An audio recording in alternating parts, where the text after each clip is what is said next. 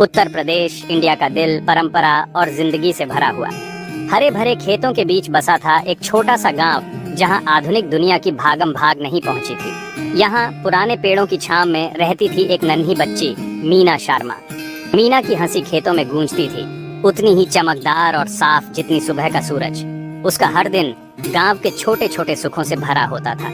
वह अपनी माँ का घर के कामों में हाथ बटाती, अपने भाई बहनों के साथ खेलती और अपनी दादी माँ से देवी देवताओं और वीरों की कहानियां बड़े ध्यान से सुनती। गांव में जिंदगी शांत थी, मौसम और त्योहारों की एक सुखद लय। मीना गांव के हर कच्चे रास्ते, हर दोस्ताना चेहरे को जानती थी। यह गांव अपनी मिट्टी की खुशबू और नदी की मीठी आवाज के साथ उसकी दुनिया थी।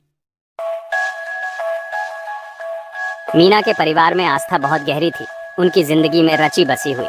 हर सुबह उनके छोटे से घर में अगरबत्ती की खुशबू फैल जाती जब उसके माता पिता पूजा करते थे। मीना, जो अभी इतनी छोटी थी कि आस्था की गहराई को समझ नहीं पाती थी, उसे इन रोजाना की पूजा पाठ में सुकून मिलता था। सभी हिंदू देवी देवताओं में हनुमान जी, जो एक वानर देवता थे, मीना के दिल के बहुत करीब थे।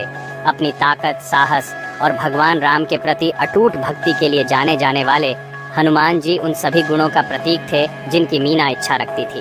वह घंटों हनुमान जी के वीरतापूर्ण कारनामों की कहानियां सुनती, उसकी कल्पना हर कहानी के साथ उड़ान भरती। घर में हनुमान जी की तस्वीर, जो उसे हमेशा सुरक्षा और शक्ति का एहसास दिलाती थी, उसके लिए बहुत मायने रखती थी। मीना की आस्था, जिसे उसके परिवार और समुदाय ने पोषित किया था, उसके लिए उतनी ही स्वाभाविक थी जितनी कि वह हवा में सांस लेती थी। समय पवित्र गंगा के प्रवाह की तरह आगे बढ़ता गया और मीना को वयस्कता में ले गया।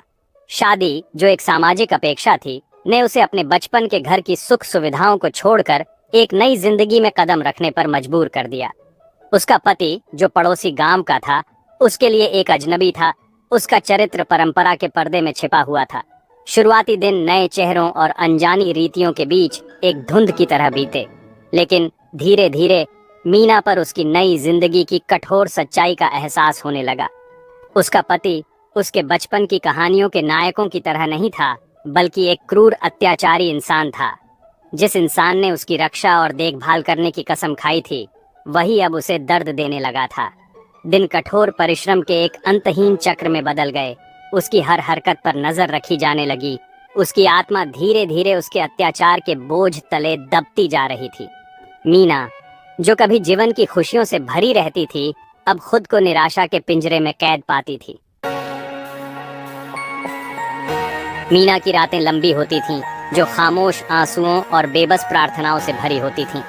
वह अपने बचपन के रक्षक हनुमान जी से प्रार्थना करती थी कि वे उसके दर्द को कम करें, उसे इस दुख से बाहर निकलने का रास्ता दिखाएं। फिर भी उसकी प्रार्थनाएं उस विशाल शून्य में गायब हो जाती थीं, अनुत्तरित, अनसुनी। एक तपती दोपहर, जब मीना चिलचिलाती धूप में काम कर रही थी, तो एक कोमल हाथ ने उसकी बाह को छुआ। उसने ऊपर देखा तो एक बूढ़ी औरत को देखा, जिसके चेहरे पर सालों का अनुभव और ज्ञान झलक रहा था। उसकी आंखें एक ऐसी दया से चमक रही थीं जो मीना की निराशा को भेद रही थी। वह औरत, जो गांव के लिए अजनबी थी, उसने मीना को पानी पिलाया और एक बरगद के पेड़ की छाया में आराम करने के लिए जगह दी। जैसे ही मीना ने अपने दुखों को बयां किया, वह औरत धैर्यपूर्वक सुनती रही। उसकी चुप्पी किसी भी शब्द से ज्यादा सुकून देने वाली थी। जब मीना आखिरकार चुप हुई, तो उस बूढ़ी औरत ने एक अलग तरह के भगवान के बारे में बताया, जो प्रेम और करुणा के देवता थे। एक भगवान जिनका नाम यीशु था। भाग 5, रोशनी की ओर कदम। जीसस, ये नाम अनजाना था, मीना के कानों के लिए बिल्कुल नया। फिर भी जैसे जैसे वह बूढ़ी औरत यीशु के बारे में बता रही थी, उनके असीम प्रेम और बलिदान के बारे में, मीना के दिल में उम्मीद की एक किरण जग गई। उसने ऐसे भगवान के बारे में बताया जो उसका दर्द देखता है, जो उसकी खामोश चीखें सुनता है, एक ऐसा भगवान जो सांत्वना और मुक्ति प्रदान करता है।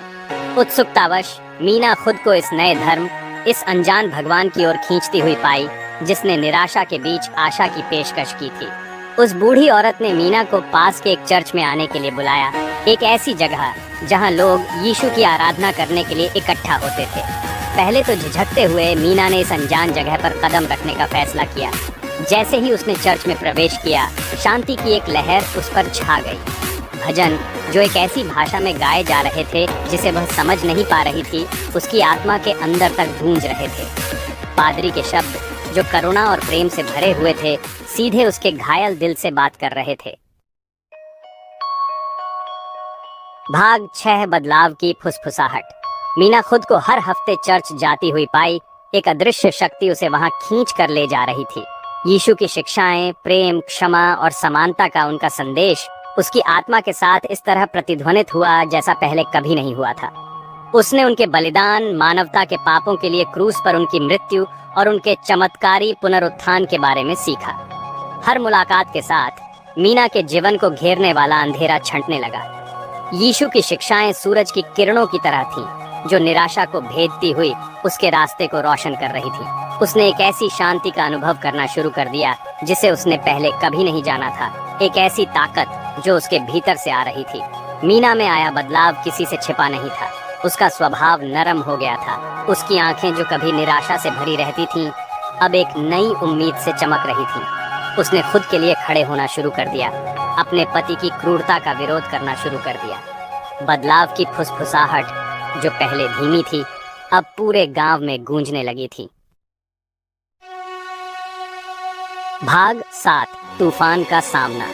मीना के चर्च जाने की खबर जंगल की आग की तरह पूरे गांव में फैल गई। उसका परिवार जो अपनी आस्था में गहराई से निहित था, हैरान और नाराज था। वह कैसे? हनुमान जी के भक्तों के घर जन्मी एक बेटी एक विदेशी भगवान को अपनाने के बारे में सोच भी सकती है। उस पर दबाव बढ़ता गया। उसके परिवार ने उससे विनती की, उससे तर्क किया और अंत में धमकियां देना शुरू कर दिया। गांव वाले जो परंपरा और अज्ञात के डर से बंधे हुए थे, ने उसका बहिष्कार कर दिया। वह अपने ही समुदाय में एक बहिष्कृत, एक अछूत बन गई। उसका पति, जिसका उस पर नियंत्रण कमजोर पड़ता जा रहा था, उसने नए सिरे से अपना गुस्सा उस पर उतारना शुरू कर दिया।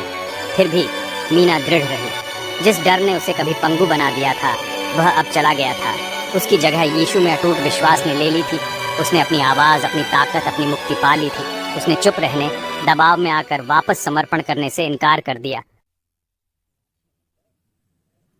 भाग 8 एक नई सुबह। मीना का विश्वास विपत्ति की आग में तपा हुआ पहले से कहीं अधिक मजबूत होकर उभरा।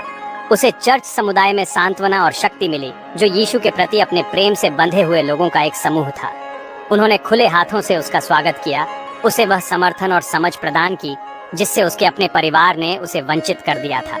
उनके अटूट विश्वास से प्रेरित और यीशु की शिक्षाओं द्वारा निर्देशित, मीना ने अपना जीवन दूसरों की सेवा के लिए समर्पित करने का फैसला किया। वह आशा की किरण बन गई, विश्वास की परिवर्तनकारी शक्ति का प्रमाण बन गई। उसने अपनी कहानी अंधेरे से प्रकाश तक की अपनी यात्रा को साझा करके शुरुआत की। उसके शब्द दृढ़ विश्वास और प्रेम से भरे हुए कई लोगों के साथ प्रतिध्वनित हुए, खासकर उन महिलाओं के साथ जो ऐसी ही परिस्थितियों में फंसी हुई थी। मीना का जीवन विपत्ति पर काबू पाने, घावों को भरने और निराश लोगों के लिए आशा लाने के लिए विश्वास की शक्ति का प्रमाण बन गया। भाग 9 आस्था का प्रमाण। मीना के परिवर्तन में उसके अतीत, उसके पालन पोषण या उसकी संस्कृति को अस्वीकार करना शामिल नहीं था। यह एक ऐसी सच्चाई को अपनाने के बारे में था जिसने उसे मुक्त कर दिया था। उसने हनुमान जी को नहीं छोड़ा। उसने बस यीशु को अपने उद्धारकर्ता के रूप में स्वीकार किया। उसका विश्वास, जो कभी एक मंदिर की दीवारों तक सीमित था, अब सीमाओं को पार कर गया था, पूरी मानवता को अपना लिया था। उसने गांव-गांव की यात्रा की, अपनी कहानी साझा की, यीशु में पाई जाने वाली प्रेम और आशा के संदेश को फैलाया। वह साहस का प्रतीक बन गई, सबसे कठिन चुनौतियों से उबरने के लिए विश्वास की शक्ति का प्रमाण बन गई। मीना का जीवन, जो कभी निराशा से परिभाषित होता था, अनगिनत लोगों के लिए आशा की किरण बन गया। उसकी कहानी विश्वास की परिवर्तनकारी शक्ति का प्रमाण प्रेरित करती रहती है, हमें याद दिलाती है कि सबसे अंधेरे समय में भी विश्वास की एक चिंगारी प्रेम और आशा की क्रांति को प्रज्वलित कर सकती है।